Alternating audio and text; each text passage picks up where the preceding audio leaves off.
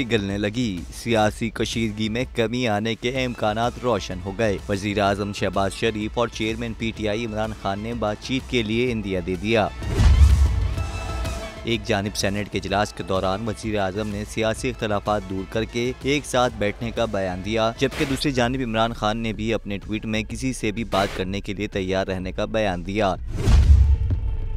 इमरान खान ने अपने social media पैगाम में लिखा कि पाकिस्तान की तरक्की, मफादात और जमहूरियत के लिए मैं किसी कुर्बानी से गुरेज नहीं करूंगा। इस ज़मन में मैं किसी से भी बात करने के लिए तैयार हूं और इस जानिब में हर कदम उठाने के लिए तैयार हूं। दूसरी जानिब वजीर आजम शहबाज शरीफ ने सेनेट इजलास में तकरीर करते हुए कहा कि मैंने 2018 में भी मिसाक मईशत की बात की थी, जिसका मजाक उड़ाया गया और हमें हमेशा चोर और डाकू करार दिया गया। अभी भी वक्त है हम होश के नाखून लें और मिल बैठकर मुल्क का मुस्तकबिल संवारें।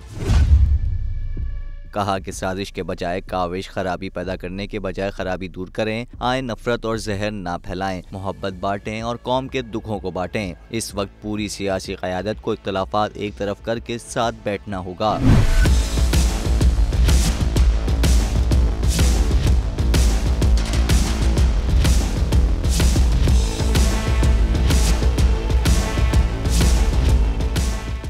सुप्रीम कोर्ट के मंसूर अली शाह साहब जस्टिस एक ऑर्डर पास किया उनकी बेंच ने, और उस ऑर्डर के अंदर उन्होंने बड़ा क्लियर बता दिया कि जी बरियत की जो दरखास्तें हैं वो कब कब लगेंगी। उसमें से एक वजह उन्होंने बताई कि जी जब कोई क्राइम ही ना हुआ हो तो बरी कर दें, ताकि अदालतों पे बोझ ना रहे, वो केसेस चलते ना रहे। सुप्रीम कोर्ट ये मिसालें कब बनाएगा?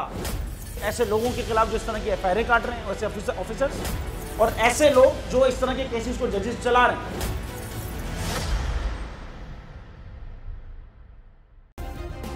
सब्सक्राइब करें और बेल दबाएं ताकि कोई खबर रह न जाए।